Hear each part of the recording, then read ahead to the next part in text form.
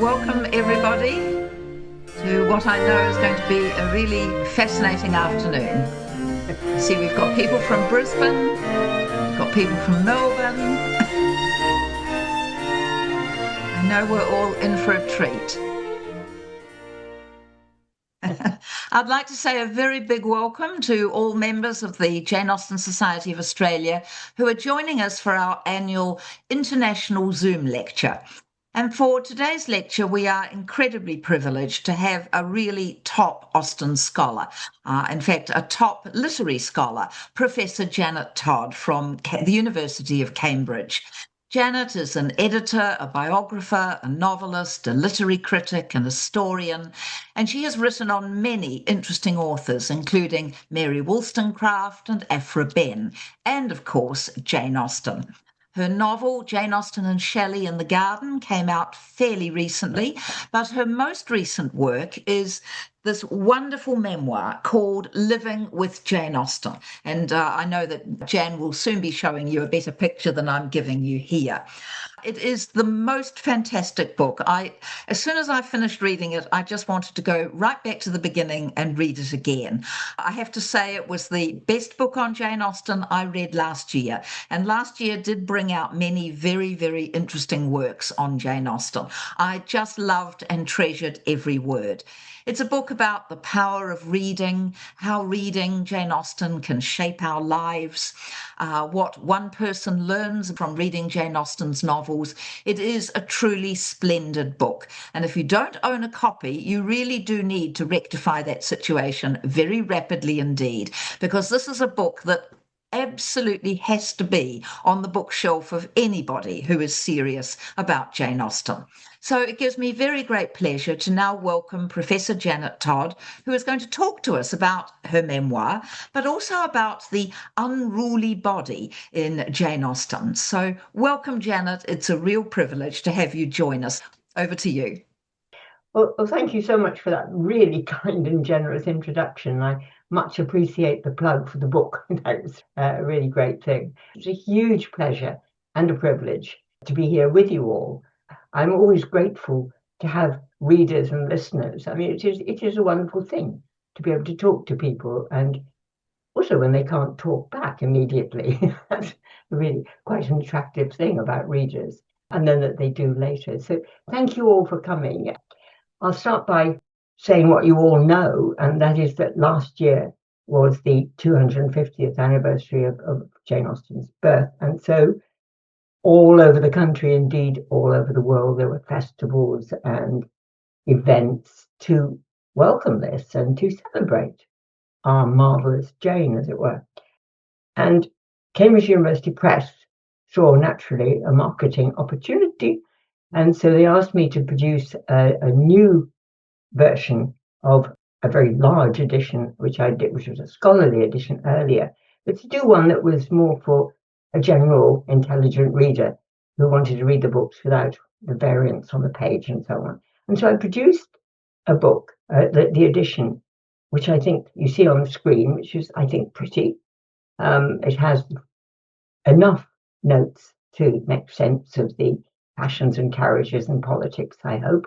And I've written some new short introductions. But what it let me do is, first of all, let me insist that I didn't only publish the 6 novels, but the juvenilia, the teenage writings, which I think are absolutely wonderful, and the manuscript works, including the poems, the riddles, everything pretty well that I think she wrote, apart from the personal letters. And to do this, and to do it rather quickly, I read through everything. And so it was out of that reading, that new reading, that my own book, Living with Jane Austen, came. I was asked to do a book to go with the series, or to be a sort of companion bit. And it comes out of my sense of the way Jane Austen answers herself across her books, and how she goes on experimenting almost to the last breath in her body. I think I have a renewed enthusiasm for her. Sometimes when you have to reread for work, as it were, you get tired of an author. There are authors I thought, well, that was wonderful, but I really don't need to read him usually many times again. But this final reading of Jane Austen, I thought she was even more wonderful than before. But it also made me realise how much the culture of the time and one's own age makes one see things in Jane Austen that are different if one were younger or from a different period. And so the book is very much about cultural shifts and the different ways we look at this extraordinary author who seems to be available to us as we change and impose on her all sorts of our ideas. She struggles sometimes, perhaps, but she's always there to sort of poke us a little bit and say there are other ways of looking at things, and perhaps try to read my books a little bit more carefully. So that's what I was trying to do with the book. And before I get on to my subject, which, as Susanna said, is very much the body, and at the moment I think it's probably quite a good topic for me to talk about, both because of a certain tiredness and also because of old age, which makes one think a good deal about the body and its unruliness. But before I start on that, I just wanted to mention that because of the books coming out and because of this celebration, I went on a book tour within Britain and to various festivals and bookshops and so on. And I gave different talks and different ideas depending on the group, but every time there was no doubt somebody had to ask or mention Mr. Darcy. And so I thought I would start by taking him head on, if I can so put it. Now, I feel the romance of the Mr. Darcy that we've created primarily through films and especially through Colin Firth in The Wet Shirt. I feel that as much as anybody else. I very much enjoyed it. But I'd like to draw attention to just one aspect of him, which I mentioned in the book, which I'll read out. This is Elizabeth Bennet. She has come to Pemberley and seen the importance, the significance of this man, whom she had disliked in the beginning and who had been extraordinarily rude to her. But she's now seen this enormous estate and seen the workers on it, seen the servants and so on. And this is what she says. As a brother, a landlord, a master, she considered how many people's happiness were in his guardianship, how much of pleasure or pain it was in his power to bestow. It's quite something, isn't it? Pleasure, pain, power. And I think even the alliteration even sort of exaggerates it. And I spent a lot of time in my life, and indeed I spent a lot of time in the book, putting the great feminist Mary Wollstonecraft together with Jane Austen to show, I think, what each of them does specially, how much they are together in their views and how different they are too in the way they address the various problems of women. Now, had Mary Wollstonecraft read that, she would have been appalled at it. She felt that nobody should have that kind of power, and especially not hereditary male power over anybody else. And she pointed out that at the base of that sort of power is the male power over the female body. Well, I could go on with that, but I just wanted to draw attention to this point at which Jane Austen does this and makes it attractive. And also the fact that she never does it again. Okay, now I want to get to my main topic, which is the unruly body.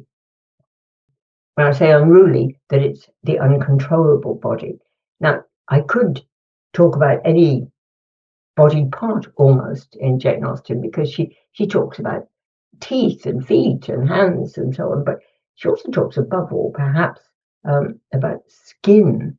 You will remember in Persuasion, Sword Elliot, his obsession with skin, his own beautiful skin in his view, and the wrinkled and brown and yellow skin of other people, and the freckles of Mrs. Clay when he doesn't really fancy her, but when does a little bit, then the freckles start to diminish. The lotions, the Gowland's lotion that he wants to put on them, the extraordinary skin of Jane Fairfax, skin in Emma, the skin of Harriet, and it goes on. The skin is quite a thing, especially the skin that blushes or reddens or whitens, depending very much on the age of the person who's doing it. But I'm going to move on from that, because what I want to talk about is the big question about the body that affects the age, and about which almost particularly every woman writing letters, seems to be obsessed about: the relationship of the mind and the body, how much the mind commands the body and how much the body simply controls the mind. This becomes hugely important in this period as the huge power of religion declines slightly, so that what would really have been prayed about in an earlier period is now going to be looked at for some kind of medical intervention. And it's really quite an extraordinary change. What I want to talk about is very much the ailments of the body that nag you, not the ones that kill.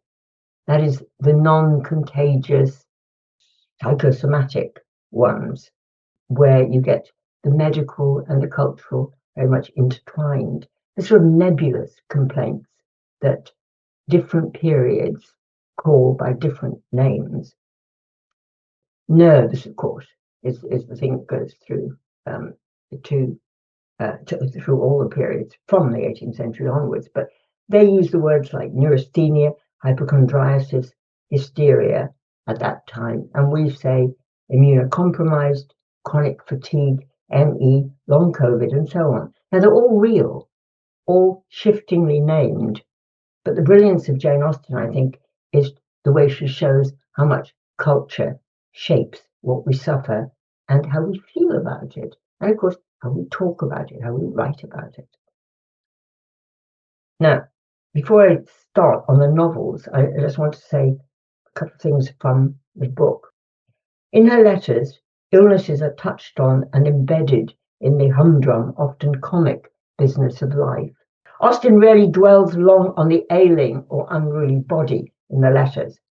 In this respect alone, she was fortunate not to have grown old.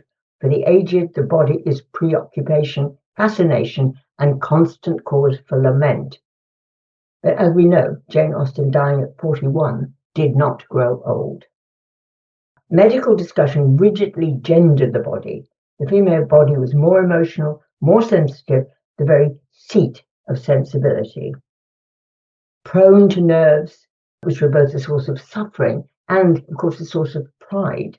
And I wanted to catch this in a book that was very, very influential on the young Jane Austen. Fanny Burney's Evelina from 1778, which really starts the courtship novel of the young girl entering society and learning. And this is what I've got from it. Your ladyship's constitution is infinitely delicate. Indeed it is. I am nerve all over. She's proud of it. It's a kind of thing that would not have been said some years earlier, and perhaps wouldn't quite be said in the same way in the 19th century. Now, I must stress that Jane Austen was writing before real medicalizing of illness and the Victorian cult of invalidism, where you've got illness very much as a performance. But I think there's a sort of foreshadowing already in Jane Austen. Now, she is harsh, and I think I'll explain why in a minute, but she is, I think, somewhat fair too about some of her statements. Now, here's Jane Austen. This is from one of her letters. She's in Lyme on holiday, and she says, "It was absolutely necessary that I should have the little fever and indisposition which I had. Wait for it. It has been all the fashion this week in Lyme. Miss Anna Cove was confined for a day or two, and her mother thinks was saved only by a timely emetic." And another letter mentions somebody and I quote, taking to her old tricks of ill health, again, as though these things were under one's control, and as though they went according to the fashion and according to what everybody else was doing. What I'm arguing is that many people, and Mary Wollstonecraft's a very good example of it if you know her work, desperately wanted this suffering to be entirely physical, of the body, and not have the mind or culture involved in it. They wanted it to be, they wanted the psychosomatic to be bodily. And I wanted to catch this in a rather extraordinary woman who I describe at some length in the book, because she's somebody who knew Mary Wollstonecraft and who's very close to Jane Austen. I tried very hard when I wrote a biography of Mary Wollstonecraft to bring Jane Austen and Wollstonecraft together in the same room, but I never did, and this is the closest I got. This is Lady East. She's absolutely obsessed with her body and the way it affects every kind of aspect of her mind. It's an extraordinary diary. Every dollop of phlegm and mucus, everything is caught up. Nosebleed, the precise amount of it, is all recorded. And what exactly she's eaten. She ate a puff, a berry, a bun, and this caused her to have a dream or to have lassitude or to be excited. Everything had a physical cause, and it was in her gut. Now, I think a lot of people think that now too, largely, but the way she does it is somewhat amusing. And I just picked this one out. I ate mackerel for my dinner. I was quite worn out and exhausted in the evening. And the whole diary is simply this. And it really is an extraordinary document. Now, the person who is very influential on this discussion of nerves and the involvement of nerves in ailments is George Cheyne. He insisted, it's the English Malady or a treatise of nervous diseases of all kinds, and there follows the spleen, vapors, lowness of spirits, hypochondriacal and hysterical distempers, and so on and so forth. And he goes on and to include huge amounts of other ailments. Now, his notion is that this rash of nervous disorders that seems to be occurring in Britain, in England, I should say, were a byproduct of the nation's increasing luxuries and leisure. And I think that this notion goes into a lot of writing of the time and is caught at by somebody, again, like Mary Wollstonecraft. Yes, this is from Mary Wollstonecraft's Vindication of the Rights of Woman. And you can see that same attitude, that if people had more to do and had to do it, then perhaps some of their nervous ailments wouldn't be there. Now, that actually, she finds it impossible to apply this view to herself, but she was quite good at applying it to other people. And this is what she wrote. I have often wished with Dr. Johnson to place some of them. These are ladies she's seen passing in carriages and looking tired and debilitated after a night out at a party, living a kind of, in her view, useless, leisured, expensive life. I have often wished with Dr. Johnson to place some of them in a little shop with half a dozen children looking up to their languid countenances for support. I am much mistaken if some latent vigour would not soon give health and spirit to their eyes. It's worth making a point that England was at war pretty well the whole of Jane Austen's adult life. And she was totally aware of that war, the French and Napoleonic Wars. And her two brothers were hugely involved in it and were in danger of their lives through a lot of the time when she was writing. And I think she was always aware of that difference between the male and the female experiences. And you could see it in the way she deals with Wentworth in Persuasion, but that men at sea simply didn't have the time for these ailments that women were complaining about on land. I think she's in some ways sort of quite harsh, but it is also a certain truth in it that there's, if you're in constant danger, you simply can't think of the body in quite the way that the women she was describing do. So I kind of see her seeing that a certain kind of, as I put it, self-proclaimed mental illness, she sees as a sort of almost an individual self-gratification.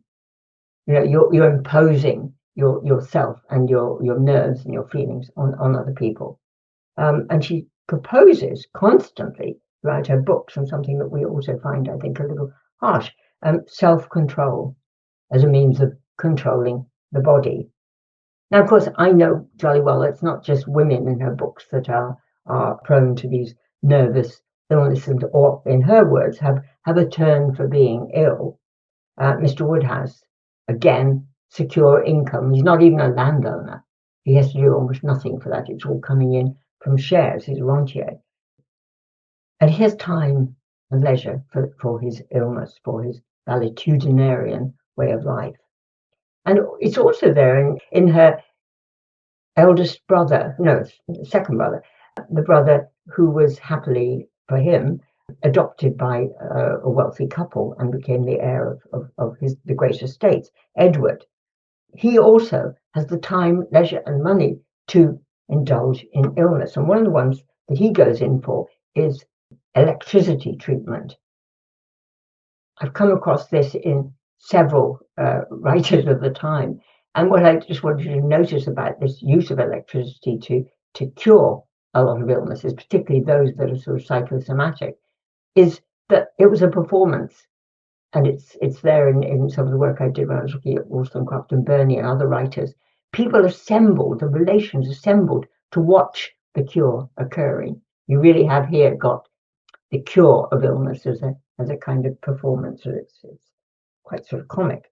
Anyway, let us go now to the most obvious possessor of fictional nerves, Mrs. Bennet.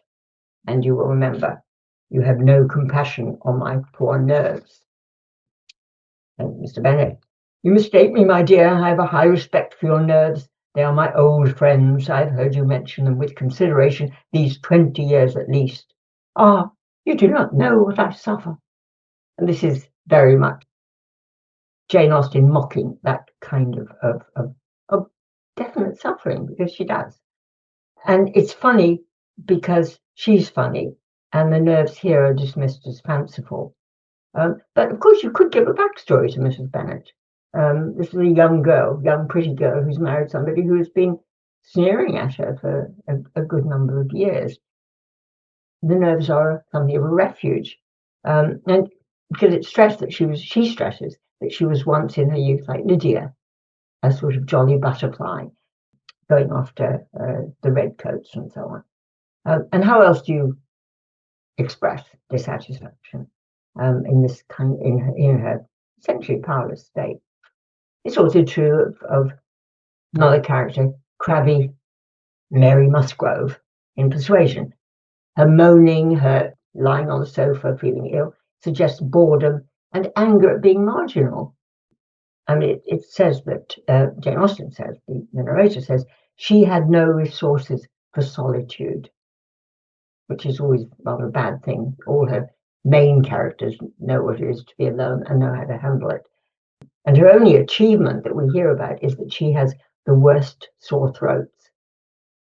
But Jane Austen knows the power of the unruly body over far more interesting, far more central characters than Mary Musgrove and Mrs. Bennet.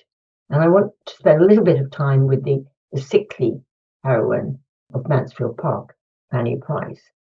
Sickly, of course, in part because of her powerlessness, which is perhaps more salient in Fanny Price than any of the other heroines. But everybody, even what appears to be humble Fanny Price, who is powerless, seeks power, in fact.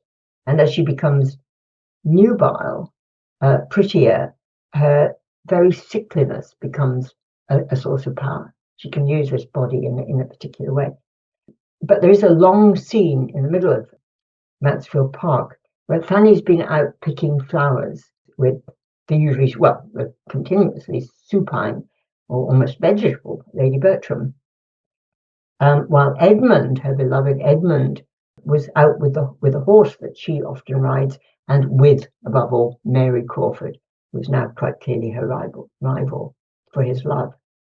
It's a very long section, but I want to just give you the beginning, which I can read from my book.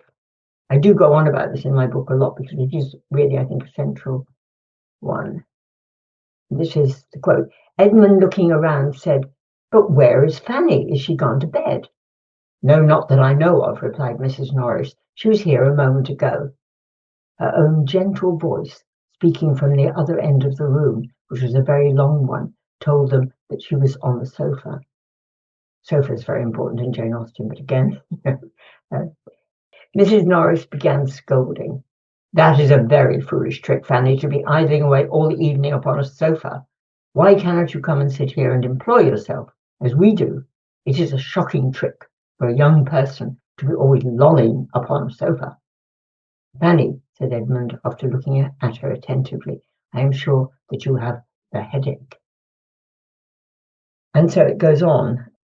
And what follows is almost like a courtroom drama, a scene that takes over, what happens over the prone body of Fanny Price. I couldn't find a suitably pretty prone body, but this is the idea, that people will talk about the body as though it's almost not there, although the person is very much sentient and conscious, while the medics are discussing it and while her friends are discussing it. What happens is what follows is that the nasty aunt, Mrs. Norris, and the good cousin Edmund talk about what is the cause of Fanny lying like this, what has happened. And it's a very, very interesting discussion. But at the basis of it, both of them simply accept that what's happened to her is physical. She's suffering because of something that happened, being out in the sun, picking roses, running back and forwards to Mrs. Norris' house, whatever it is. They look for blame outside the mind, in the body, and they also look to blame it on somebody else, not themselves. And both are blind to the psychological suffering and they offer physical remedies. One is aromatic vinegar, which is in that little bell-shaped thing, and Madeira wine from Edmund. And I think here is very clearly, and throughout her novels, Jane Austen is drawing attention to how the culture accepts as physical what ultimately is not, what is really a body seeking attention and or gratification. I mean, after all, you will remember that Mrs. Bennet cheers up tremendously when her daughters marry men of large fortunes, and Mary Musgrove tucks into food when her sister comes in and cheers her up. Now, for Fanny, the thing is I think, rather different. And the narrator comes in. This is now the narrative voice, which is also very much inside Fanny as well. This sort of free and direct speech that Jane Austen goes in for. But here, a little bit more narrative than the thoughts of Fanny. But this is what she says. The state of her spirits had probably had its share in her indisposition, for she had been feeling neglected and been struggling against discontent and envy for some days past. As she leant on the sofa to which she had retreated, that she might not be seen, the pain of her mind had been much beyond that in her head, and the sudden change which Edmund's kindness had then occasioned made her hardly know how to support herself. It's rather a striking passage, I think. Now, I chose this example when I could have gone on about a more extreme one, perhaps, which is Fanny's reaction, her body's reaction and her mind's reaction to Mariah, her cousin, adultery. Because this is also not only Mariah's adultery, but the apparent defection of Henry Crawford from her. After all, as she said, we were almost engaged. She was almost part of the family. So the whole thing is caught. And she imagines then that this is so terrible, this is so awful, a disaster that almost the whole world is annihilated in it, but certainly the whole family should be almost annihilated. And she actually uses that term, she imagines them all annihilated. And she ends up with a night of agony and trembling and almost a near-death experience. Well, again, a little while later, she finds that her rival, Mary Crawford, had been bested, and what follows? Exquisite happiness. And it's so quick. But what I want to suggest is that there is a certain almost comedy here, but the moral response is not mocked. Fanny's moral response is not mocked at all. But the physical, I think, is slightly mocked. It is there. It is Jane Austen coming again with a comment about this kind of almost fashion with nervous ailments. And the same thing happens in Emma, where Jane Fairfax is the person considered. Jane Fairfax, as you know, is the sort of almost secondary heroine, who's poor and has a secret engagement, which would make the whole end of with the marriage occurred, would make a huge difference to her life. But without it, she will become a governess, and she has an absolute horror of the whole thing. She's nearly at the point where she thinks the engagement is gone. She is nearly dead with her headaches and her nerves, so much so that the apothecary starts to wonder, about her life. It's so bad. Well, then the engagement is back, and lo and behold, Emma looks on slightly comically, I think, or perhaps not comic isn't quite the word, but I think with a certain amount of contempt, perhaps, for Jane Fairfax here. She says she need no longer be unhappy about Jane, whose troubles and whose ill health, having, of course, the same origin, must be equally under cure. Her days of insignificance and evil were over. She would soon be well and happy and prosperous. I think there's it's not sort of sneering, but it's a little acid, perhaps. It's Emma's view of Jane Fairfax and her troubles, and he, of course, makes that clear. And because Emma really does know the difference between the psychosomatic and the solely physical, there's a place where Mr. Elton, who is trying to court her, of course, and she seems unaware of it, Mr. Elton, the vicar, tries to praise her through making a much of her going to see her friend Harriet when she is ill with a real fever, with something that is possibly contagious.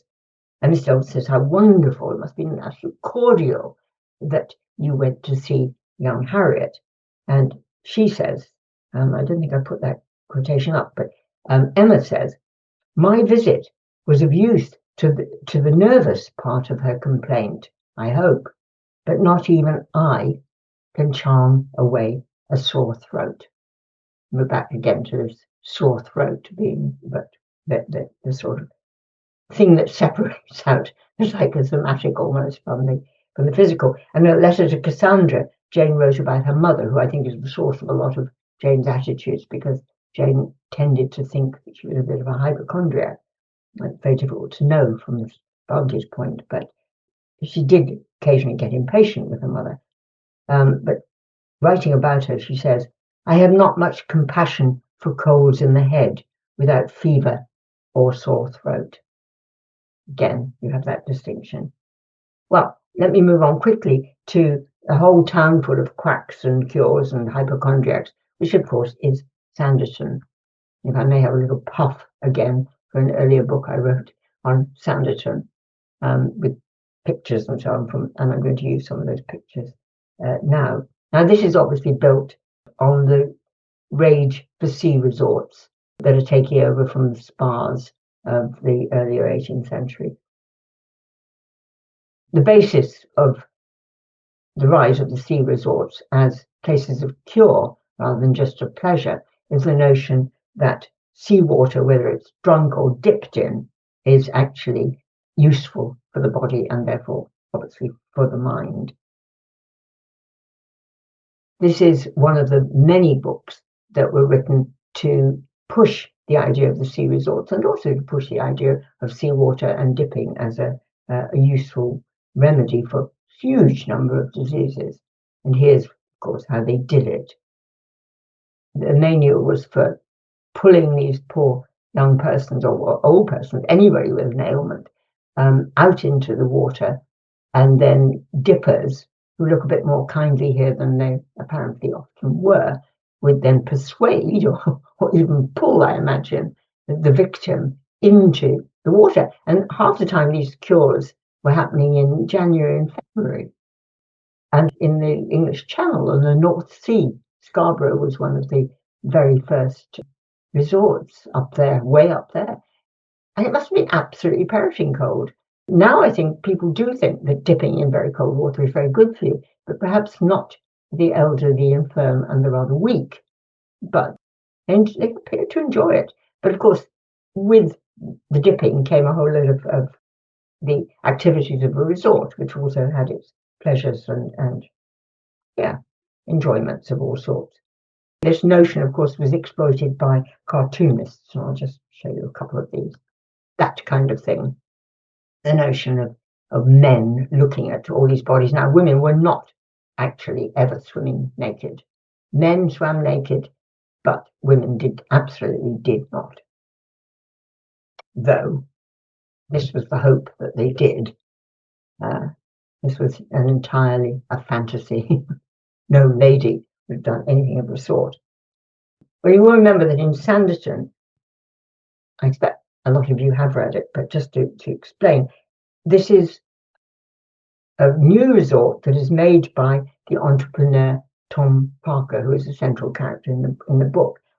And it's a resort that is going to exploit and depend on the arrival, yes, of some healthy people who just want to be there for the social life, but primarily for professional invalids who can afford it and can afford to pay for a lot of the quackery, but also for the lodgings and the fine buildings that he proposes to build.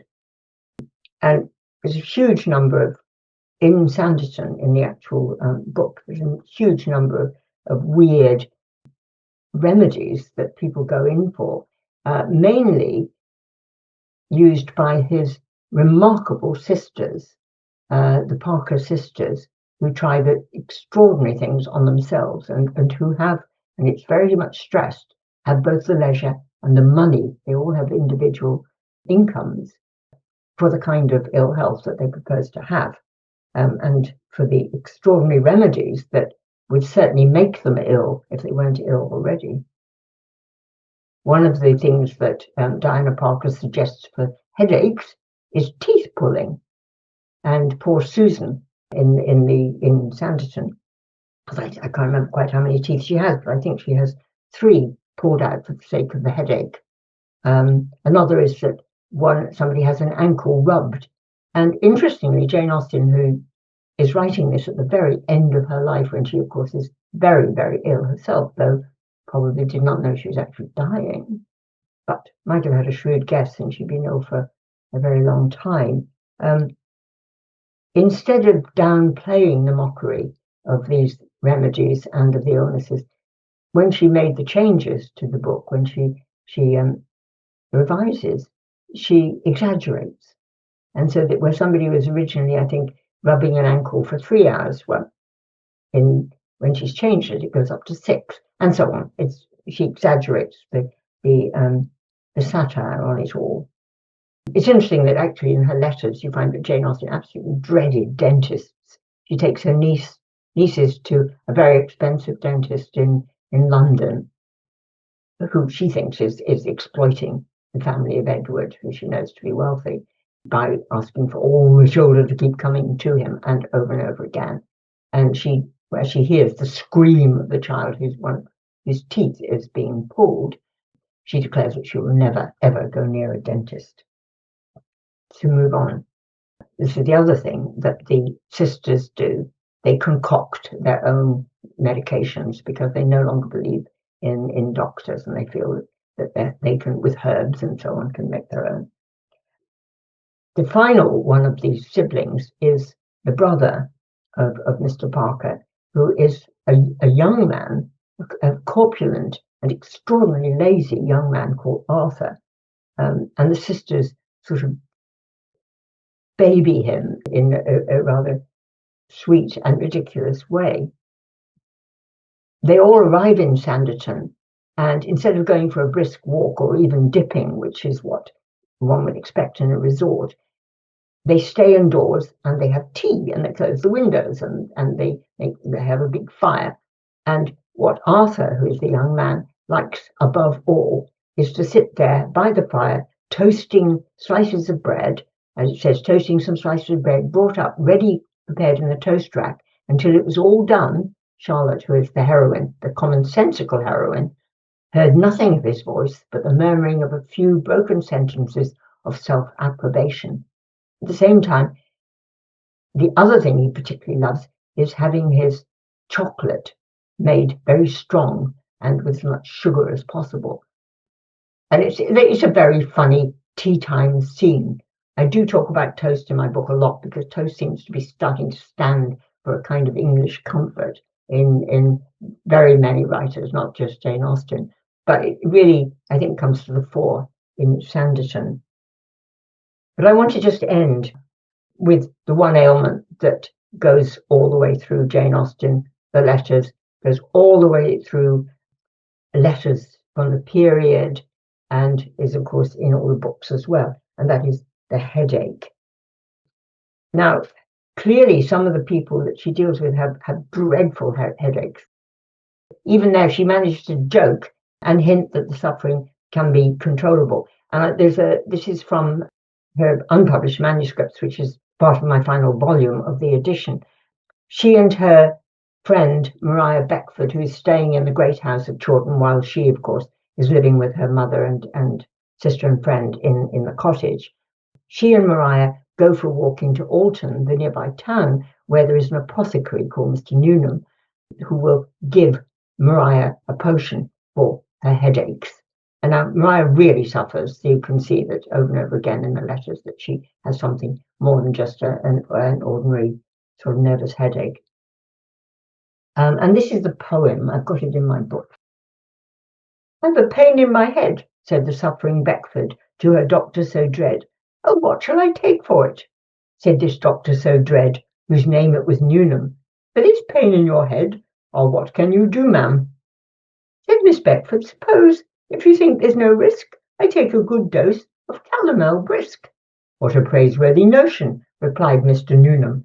"Shall have such a potion, and so will I too, ma'am." That's it.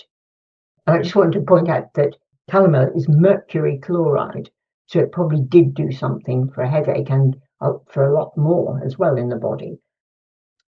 But just to finish, Jane Austen was a little bit less comic when it was her own headache, but she still does it with a certain amount of humour. And this is one verse out of the poem she wrote about her own headache. "Our own bodily pains every faculty chains, we can feel on no subject beside. 'Tis in health and in ease we the power must seize for our friends and our souls to provide." And thank you so much for listening. Oh, Janet, thank you so much. It was just wonderful. It really was. Oh, you're sweet, Susanna. You're always a lovely person. Janet, can I ask about the fascinating Lady East with the mackerel? Is that published, her journal? No. How can one get to read it? No, I don't think. I mean, I just found it was when I was doing research in that. I think it was ages ago. It was with Mary Wollstonecraft, so it's a long time ago. And I was in the Hampshire Record Office, and there was this.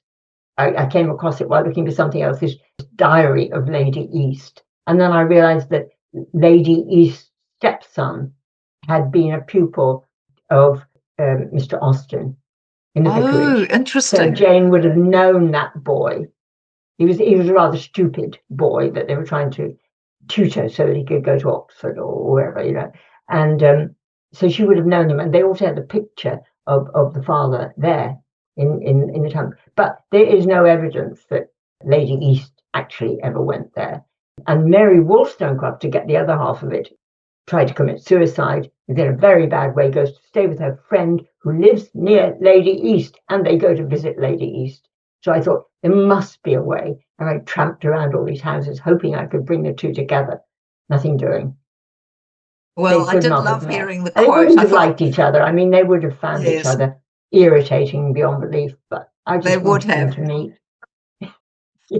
Does anybody have questions they would like to ask Jan? Yes, I have a question. Now that I'm menopausal and I've done a lot of research about HRT, I truly believe that women's ailments and nervousness can be attributed to hormones. Did they talk about hormones at all in the 18th century, about how menopause affected women? No, not that I came across. Nothing. They might have, but I have not come across. That wasn't the way they sort of saw it. It was this sensitive body with its nerves and so on. It's very sad that women were not taken seriously. I think they took themselves seriously, and several did. I was concentrating on that line of pull up your socks and self-control, because I think that is Jane Austen's line. I mean, after all, what's going on with Sense and Sensibility. You know, yes, of course, we have a lot of sympathy for Marianne, and we like her because she's more like us now, because we live in a much more sentimental, self-regarding age than she did. But you know, the book is clearly on the side, if you haven't been able a message of more of Eleanor, who says we learn self-control. So I think I was trying to point out what that slight harshness from our point of view of Jane Austen's message, rather than looking at self in the period. I mean, Mary Wollstonecraft suffers like mad and clearly suffers from depression, as the whole family of Wollstonecraft does, which again is absolutely real. And I don't know how much that is hormonal and how much it isn't. Well, I think poor Jan is more than ready to take to her sofa, that important piece of furniture in Jane Austen, maybe with some buttered toast, Jan, and another few cups of coffee. But I would like to say a very, very big thank you for a fascinating talk. I was absolutely intrigued from beginning to end. So, Jan, from all of us, an enormous thank you for a really wonderful talk. Thank you so much. Well, thank you. I know you are being too kind. But I'm not being too kind. And let me reiterate to everybody, please give yourselves a treat. Do yourselves a favour and read Jan's wonderful book, Living with Jane Austen. It truly is superb. That is so kind of you. Thank you, Jan. Do be in touch.